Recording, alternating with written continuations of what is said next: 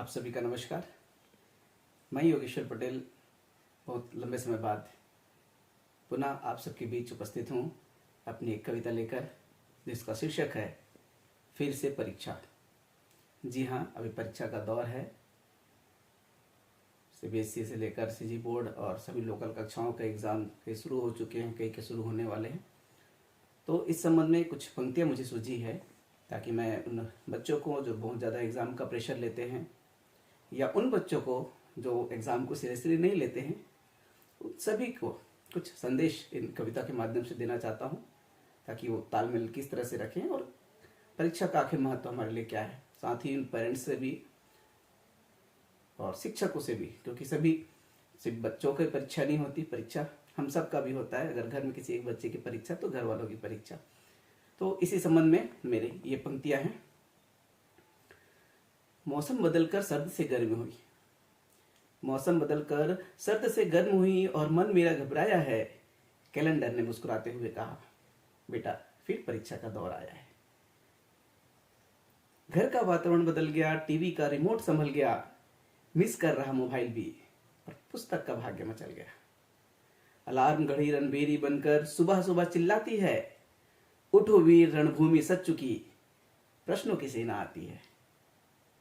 पर जरा ठहरिए, क्या सचमुच परीक्षा डरावनी है?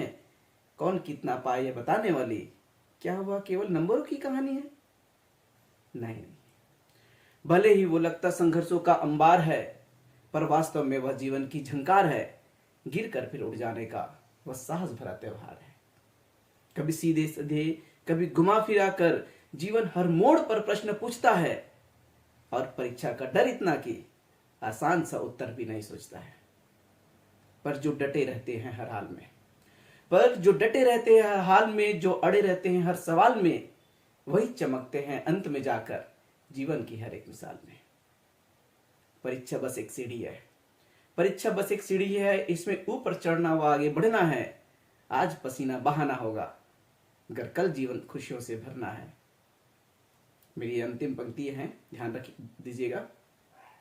जब जीवन अंतिम परिणाम सुनाएगा, कोई रिपोर्ट कार्ड ना लहराएगा, बस पूछेगा जीवन जिया या बिताया, तभी सफलता या असफलता के गीत गाएगा। अर्थात यदि हम अपने परीक्षाओं को समन्वय के साथ अगर हमने उनको बिताया है, जिया है, जो भी सामने चुनौतियां आई उनको हमने अच्छे से फेस किया है, या सिर्फ समय को हमने बस जाने दिया है, इसके आधार पर सफलता या असफलता निर्धारित होते हैं। सफल होंगे तो जाहिर से बात है सफलता के कारण जो खुशियां हैं वो हमारे सामने होंगी, और अगर असफल होंगे तो उसके दुष्परिणाम का भी हमको सामना करना पड़ेगा। सभी का कंक्लूजन के रूप में थोड़ा एक पंक्ति मैं और कहना चाह रहा हूं। हम परीक्षा से सीखते हैं, संघर्षों से खुद को सींचते हैं। हम परीक्षा से सीखते हैं, संघर्षों से खुद को सींचते हैं। योग्यता केवल अंकों से नहीं, हम अपने साहस से जीतते हैं।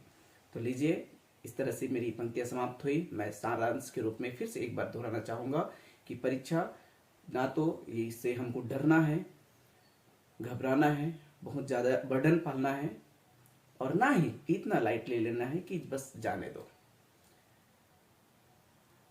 नंबर पर्याप्त नहीं होते हैं, नंबर जरूरी नहीं है, लेकिन प्रयास जरूरी है।